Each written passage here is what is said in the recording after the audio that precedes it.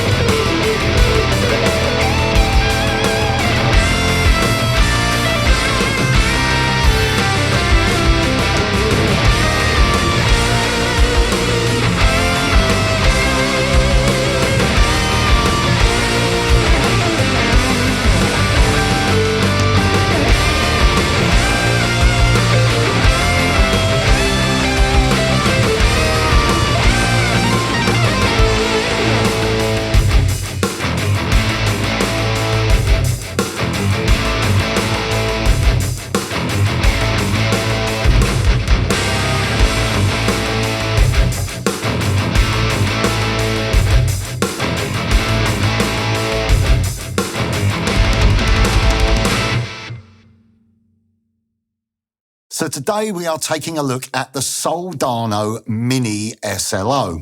Now, I've known about this amp for quite a while. I was quite excited about it. Like Bogner and Diesel and Friedman, Soldano fall under the umbrella of boutique amp distribution. They've got Tone King and there's a whole bunch of other amps, Synergy as well. And they've been producing a series of mini amps. You've got the Mini Friedman, you've got the Mini Bogner, and you've got the Mini Diesel, giving you a more compact and affordable version of their larger cousins. Now, I've known about this amp for quite a while, since I was at 42 Gear Street last year, and was incredibly excited about the prospect of checking it out for obvious reasons. Yes, Eddie Van Halen famously used the Soldano SLO on the For Unlawful Carnal Knowledge album. There's lots of pictures of him in the studio holding a Music Man with the, I can't remember the colour. He's got two. He had a stripe one and another one. I think it was like maybe a turquoisey colour. And there were also pictures of a rig, including those amps. And that album for me features some of my favourite rock guitar tones. You know, it's always been a little bit of a benchmark in terms of tone. So I was really, keen to check this amp out to see if I was able to achieve a tone within that ballpark. Now, Mike Soldano introduced the SLO 100-watt head in 1987, and it quickly became one of the most popular and sought-after tones in rock. You have the likes, obviously, Eddie Van Halen, Warren DeMartini from Rat, also Mick Mars from the Motley Crue used the amp, but then also you have artists such as Gary Moore and Mark Knopfler using it for a slightly lower gain tones, more of a crunchy sort of blues tone. But this amp has been used by countless people, and it really is a classic amplifier. Now, the idea of this amplifier is to give you a much more compact,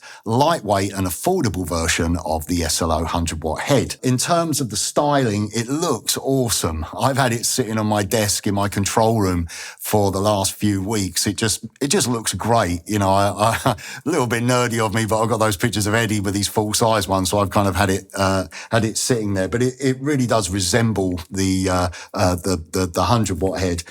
In terms of controls, we have the master volume, we have a presence control, treble control, we have the mid-range, we have the bass, and then we have the gain. We've also got two different kind of mode or voice switches, if you like. We've got a normal and deep mode, so that will give you a lot more low end. And also we have a little switch here up the other end, which switches between the crunch and the overdrive setting. So obviously pushing it onto the overdrive will give you a lot more saturation. This amplifier is 30 watts and it is incredibly loud. On the rear of the amplifier, we have two speaker outputs as well as an effects loop. The amp is powered by a universal 24-volt power supply, meaning that you can take it anywhere if you wish to take the SLO Mini on your travels with you. Now, as I said, this is a 30-watt amplifier and it is incredibly loud. I've run it through a couple of different speaker cabinets. I've got my little Mesa 1x12 here that I was experimenting with to start off with, but for the track that you heard at the introduction of this video, and for some of the tones and the knob twiddling that we're going to do in a moment, I'm running into a 2x12 Mesa cabinet and I've got a Lewitt condenser mic on the front. Now, I've had fairly limited experience using an SLO. I think the only time I've ever played one was at Hennings last year, where we did a thing where we put an SLO 100-watt head in Henning's room and cranked it up. So, you know, it's kind of see how people would react playing with a loud amplifier. So it wasn't really the most conducive environment in terms of testing the amp and getting used to the sound. So I haven't really had much of a benchmark of my own experience in gauging how much this amplifier sounds like its larger cousin. So for the intro track that you heard, I wanted to be inspired by late 80s and early 90s Van Halen. So I was referencing for Unlawful Carnal Knowledge, and basically what I did to start off with was set the amp up. I was backwards and forwards in and out of the control room, listening to the guitar sound through my monitors in there, tweaking the controls on the front of the amp, tweaking the mic position until I got something that I felt was tonally satisfying. And to my amazement, when I listened back to I think it was Pound Cake that I put on as my reference, I was shocked at how close tonally it was. So there's been a little bit of production going on with that intro track, but no EQ. What you hear, I think I put a little bit of low cut on there because a couple of times when I was palm muting, it was getting a little bit too bloomy. But all I did was just double track the guitars and then put an Eventide on there for some pitch shifting and a TC 2290 delay, the plug-in version. And I think that the results, or to my ears at least, really gave me an authentic sounding EVH tone. Okay, so let's have a listen to some sounds. What I've done is I've put all of the controls pretty much in the middle. We're on the overdrive setting and we're on the normal mode. We're not haven't engaged the deep switch. So let's have a listen.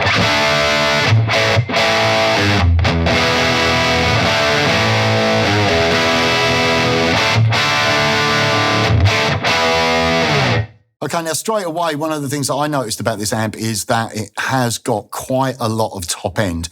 I wasn't sure whether that was the speaker cabinet I was using or whether or not it was just the characteristic of the amplifier. But then listening to some of the Van Halen stuff that I referenced when putting the intro track together, there is a certain amount of sort of tiz in the top of his tone. So what I found was nice was I was sort of leaving, the presence around there. I was backing off the treble. I was pulling out some of the mid-range and then boosting a little bit of bottom end.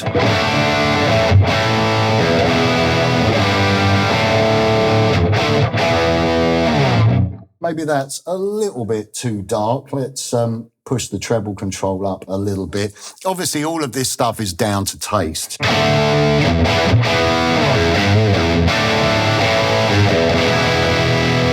Now, the sound that's coming out of my cabinet now in the room sounds beautiful. That's a really, really nice guitar sound.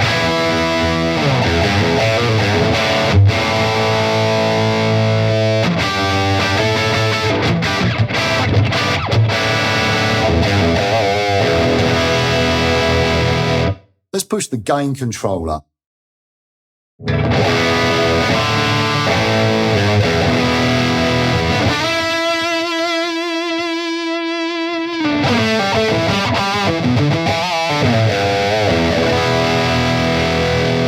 You can hear you've got absolutely tons of gain. I've got that all the way up now. Let's have a listen to the gain control flat out.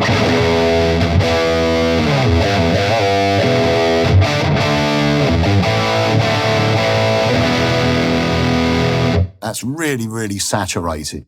Let's drop the gain control down now a little bit and see about some cleaner tones. You know, this amplifier is not really designed to give you clean tones. This is an overdrive head. This is overdrive to full-on distortion. So.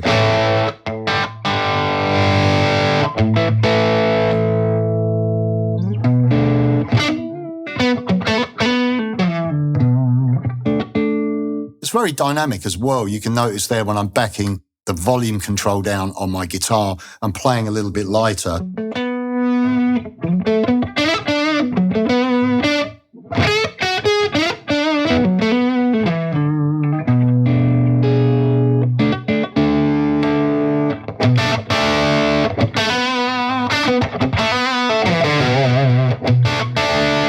That's a really nice sound, that. I like that. It's a little bit gritty. Let's push the gain up a bit more.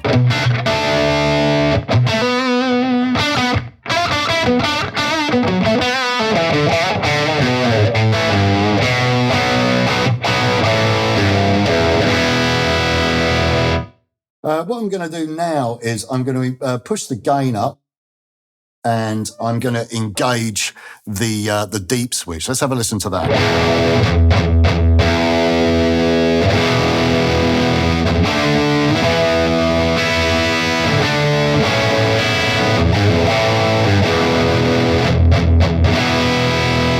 Kind of be careful there not to clip my interface, but you can hear how much low end there is. Obviously, you have to be a little bit careful with low end when you're recording. It can get a little bit flubby, so I was a little bit cautious with that control, I must admit. But obviously, in a live environment, you know, or just for your playing pleasure, if you want to just get a little bit more weight to your sound. You know, it's a really thick tone. Okay, so let's put the gain control now around about halfway. Let's have a listen to that sound.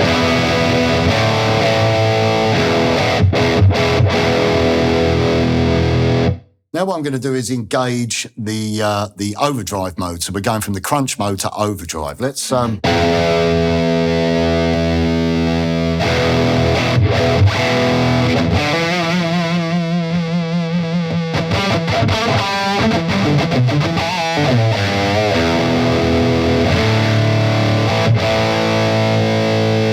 There's tons of gain there, loads of sustain. I'm only halfway up. I think I only went about as far as sort of 2 o'clock. Let's just push in a little bit more treble.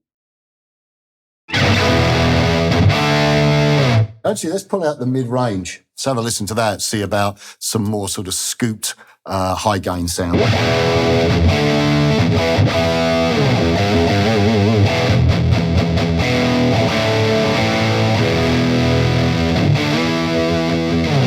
Yeah, it's a really responsive control, the mid-range control. Let's push that up.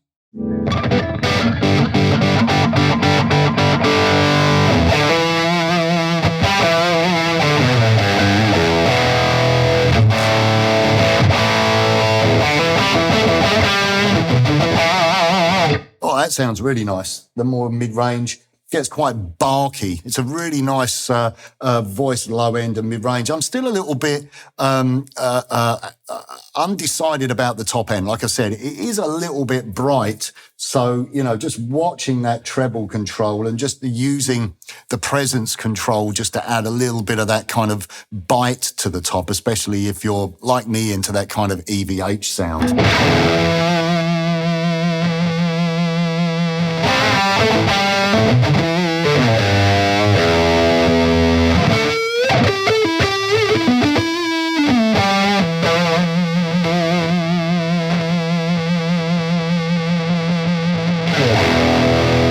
So let's just have a little bit more fun with that mid-range control. I'm going to leave it on the deep settings. We've got that nice sort of low end, and I've gone on to the crunch. So we've got slightly less overdrive.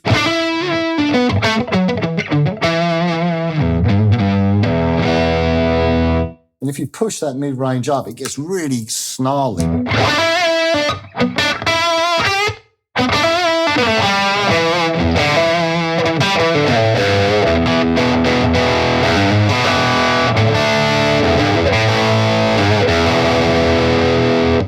Yeah, it is a really, really responsive EQ or set of EQ controls. Let's drop the low end down. Let's just pull that mid out a little bit there. Let's disengage that the deep mode.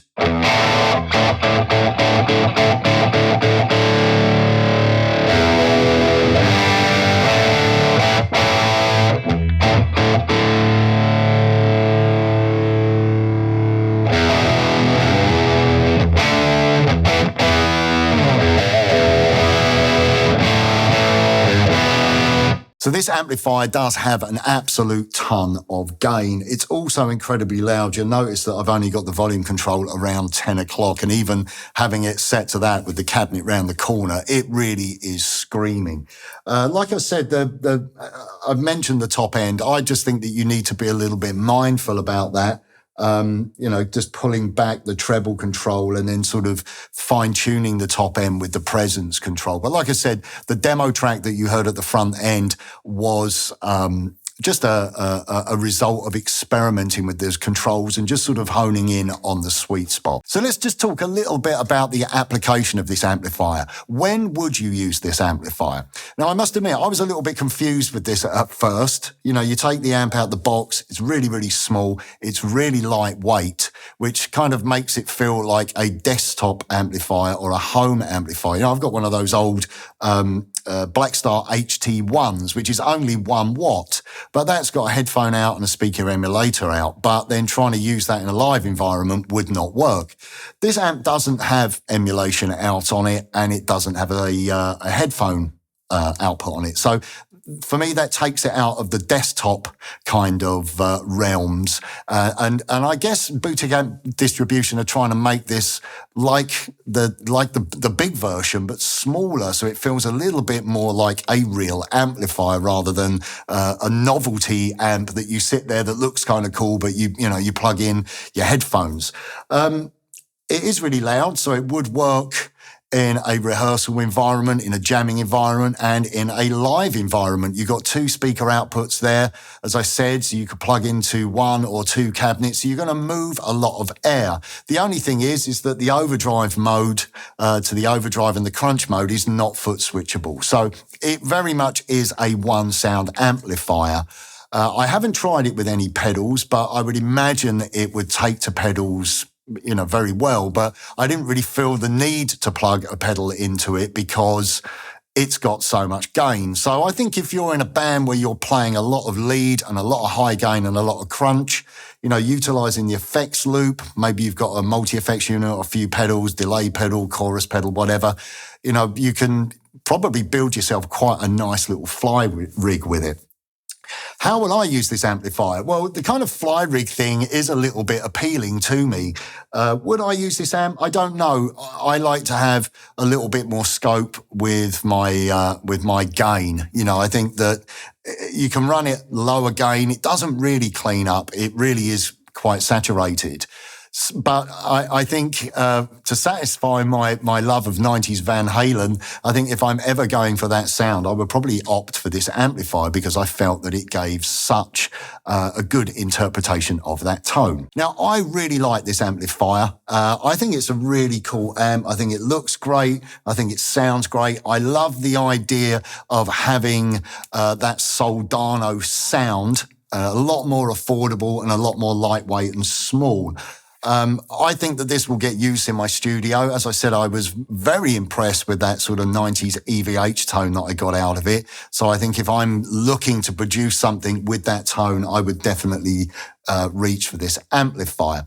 As of yet, I haven't tried it through any IRs. I have used the other mini amps through IRs, but I wanted to do this amp some justice and plug it into a speaker cabinet. I think it sounds fantastic. Just be a little bit mindful of the top end. It is quite bright, but like I said, if you find that sweet spot, depending on the guitar, you know, the Music Man guitar has got quite a lot of bite to it anyway. So I quite often sort of, when I'm using a Marshall, for instance, back down the top end quite a bit.